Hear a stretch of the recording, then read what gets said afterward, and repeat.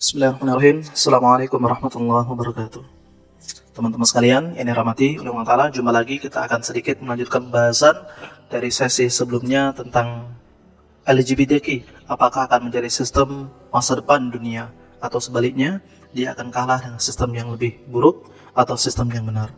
Teman-teman sekalian, yang dirahmati oleh Allah Ta'ala, di sesi sebelumnya kita telah membahas tentang 3 faktor kurang lebih ya, 3 faktor besar yang mempengaruhi atau membangun dunia peradaban pada masa itu.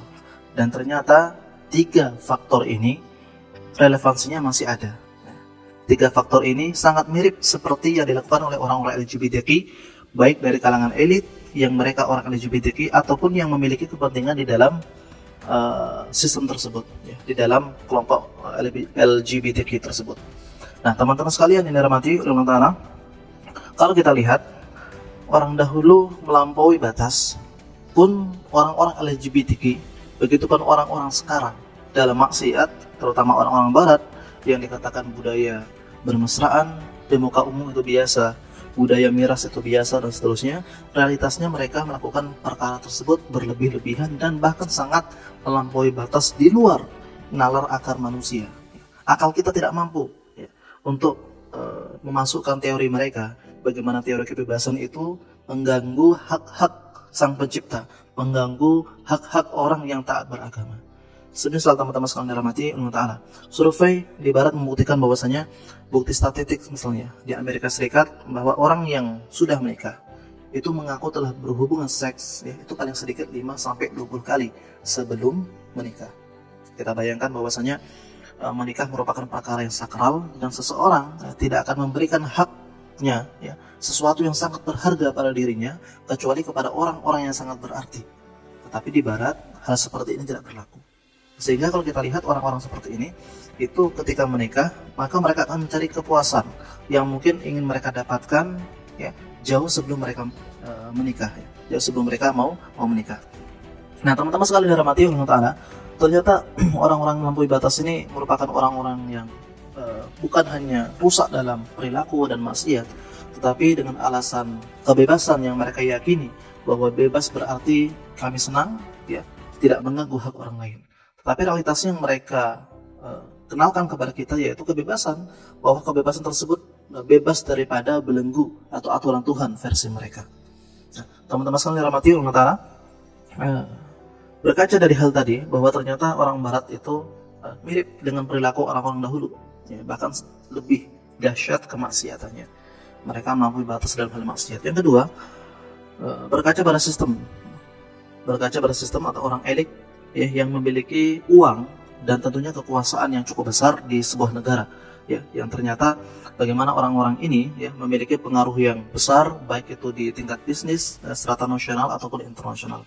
Misalnya bagaimana Apple ya, Meta, YouTube, Google, Microsoft dan lain-lain seperti yang dilaporkan oleh WeChat Communication bahwa komunitas LGBT memiliki daya beli yang selalu meningkat setiap tahunnya.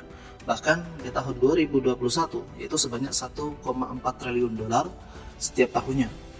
Artinya dari kelompok LGBTQ saja mereka mendapat keuntungan sebanyak 1,4 triliun dolar.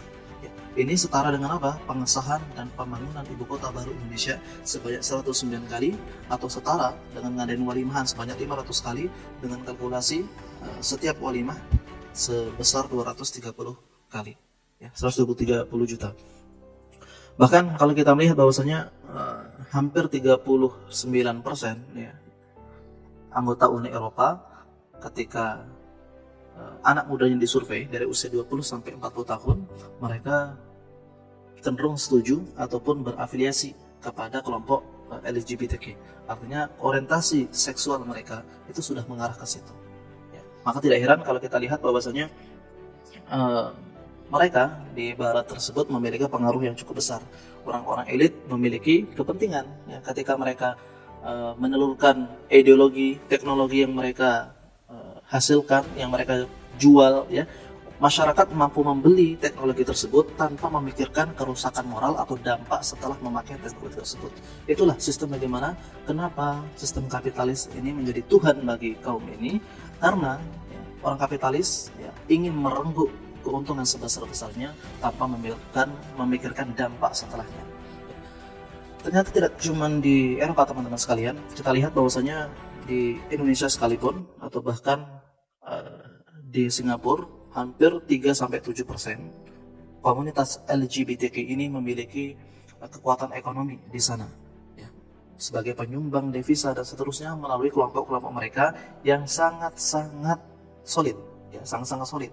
Begitupun kalau kita lihat di banyak survei yang mereka memiliki kekuatan yang cukup besar ya, daya saing atau daya jual bargaining yang cukup kuat, sehingga perusahaan-perusahaan besar ini memperhatikan dengan jelas apa komunitas LGBTQ.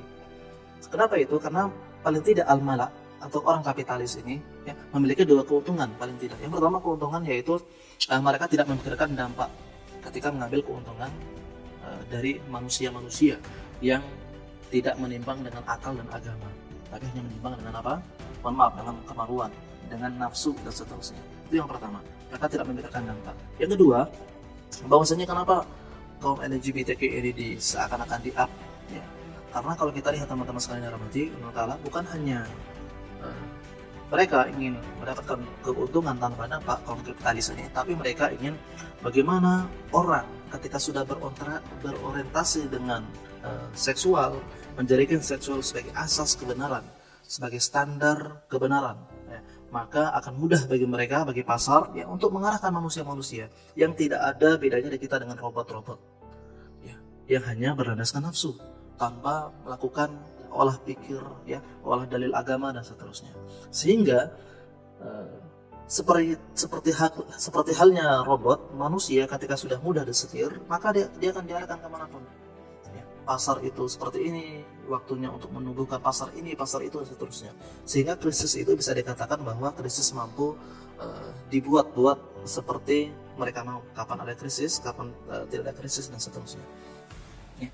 Kemudian teman-teman sekalian dirahmati Allah Ta'ala, banyak lagi fakta-fakta mengejutkan, bukan hanya dalam bidang ekonomi, tapi kalau kita lihat ada bidang politik ataupun bidang sosial yang lain, bagaimana komunitas LGBTQ ini di Barat memiliki daya yang cukup tinggi. Begitupun orang-orang yang agamawan, dalam artian seperti faktor ketiga, yaitu faktor orang menengah ke bawah, tidak mampu banyak berbicara dan tidak berdaya, adalah bagaimana kaum agamawan, yang mana saat ini hanya agama Islam lah yang secara terang-terangan, secara tegas menolak kelompok ini, menolak perilaku hal seperti ini. Kelompok lainnya, agamawan yang lainnya, cenderung mereka tiarap atau cenderung tidak berdaya ketika menghadapi kaum-kaum seperti ini. Maka dapat dikatakan bahwasanya ketika Islam ya, menjadi kelompok yang masih minoritas di barat sana, dapat dikatakan bahwa kaum muslimin tidak berdaya. Maka bisa kita katakan teman-teman sekalian rahmati, kekalahan kita umat Islam untuk realitas saat ini kita bisa lihat dari beberapa sisi. Sisi pertama yaitu bagaimana kaum muslimin tidak memiliki daya bargaining yang cukup besar, baik itu dari segi ekonomi, segi politik, segi sosial, apapun segi agama. Kita hanya kuat di bidang narasi, karena Allah telah memberikan kita Al-Quran sebagai petunjuk bagi manusia yang mukjizat itu tidak mampu kita maksimalkan. Sehingga kita sudah kalah dalam fase yang pertama. Fase yang kedua, kita kalah dalam bidang yang kedua, yaitu bagaimana ghazal fikri kita tidak mengarah kepada visi yang jauh. Kita hanya berorientasi kepada misi, target jangka pendek atau jangka menengah. Sehingga bisa kita lihat umat Islam di belahan dunia manapun yang dapat dikatakan mereka sudah kalah ketika menghadapi kelompok-kelompok LGBTQ dalam sosial media, kemudian dalam peperangan ekonomi, peperangan sosial, politik, dapat dikatakan umat Islam kalah. Kemudian kekalahan kita berikutnya yaitu kekalahan dari faktor dalam, yaitu dari internal umat Islam sendiri. Bagaimana umat Islam melihat musuh itu dari dalam diri mereka, dan mereka tidak melihat musuh itu di luar mereka, yang artinya umat Islam masih berfokus bagaimana membunuh satu kelompok dengan kelompok yang lain. Maka kita lihat bahwa umat Islam antara A dengan B itu cenderung ada persaingan yang dapat dikatakan sangat-sangat kurang sehat. Meskipun persaingan tersebut pernah diajarkan oleh para sahabat Nabi Ridwanullah Ajma'in dengan contoh yang sangat baik, dengan contoh yang sangat benar dan sangat lurus, tapi umat Islam tidak mencontohkan sebuah persaingan yang lurus dan baik. Berkesan antara membunuh satu kelompok, menghancurkan satu kelompok lain, dan menghidupkan kelompoknya sendiri. Maka teman-teman sekalian dirahmati Allah Ta'ala, meskipun Allah Ta'ala berfirman, tahsabuhum jami'a wa qulubuhum syatta, mengisyaratkan kepada para musuh yang seakan-akan bersatu, tapi hati mereka berpecah belah. Tapi realitasnya kita lihat mereka sudah tidak memiliki hati. Mereka menjadikan nafsu itu sebagai pegangan, sebagai kekuatan untuk menghantam ideologi apapun itu, termasuk ideologi Islam yang mereka anggap sebagai ancaman. Maka teman-teman sekalian dirahmati oleh Allah Ta'ala, beberapa kekalahan umat Islam yang merupakan realitas yang terjadi zaman saat ini, tidak bisa kita pungkiri bahwa kita sudah kalah segala-galanya. Jangankan untuk mengurusi eksternal kita, untuk mengurusi internal kita sudah kepayahan, sudah kehabis nafas. Sehingga tidak bisa kita lihat umat Islam itu memiliki perlawanan yang serius untuk menanggulangi kelompok-kelompok seperti ini. Kelompok Nabiullah Hud alaihissalam. Benar, Allah telah menyiapkan azab untuk kaum seperti ini. Tapi umat Islam ketika sebelum azab itu turun, diwajibkan, diusahakan, diikhtiarkan untuk berusaha berdakwah, mendakwahkan kebenaran kepada mereka, melawan kemungkaran dengan segala daya upaya yang mereka miliki. Dan inilah bagaimana contoh teman-teman sekalian dirahmati oleh Allah Ta'ala. Para sahabat Nabi Ridwanullah Majma'in mengetahui bahwasanya Allah Ta'ala akan memenangkan mereka dalam setiap pertempuran karena mereka berada dalam al-haq. Tetapi mereka tetap harus mengorbankan nyawanya, mengorbankan darah, harta, dan waktu dan tenaganya untuk Allah menolong agama ini.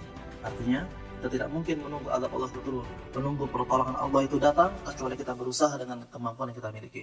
Demikian teman-teman sekalian dirahmati Allah Ta'ala, dari sesi yang kedua ini kita sudah membahas bagaimana orang Barat memiliki afiliasi yang sudah jelas, sejarah masa lalu tentang 3 faktor tadi, dan umat Islam sudah kalah dalam beberapa hal. Di sesi terakhir nanti atau sesi yang ketiga kita akan sedikit membahas bagaimana umat Islam harus bersiap-siap, umat Islam harus menyiapkan kekuatan yang cukup besar untuk menghadapi kaum seperti ini, dan bagaimana kaum LGBTQ ini menaiki tangga tahta menuju penguasaan dunia ini. Kepada Allah kita bersandar, kepada Allah kita minta pertolongan. Wassalamualaikum warahmatullahi wabarakatuh.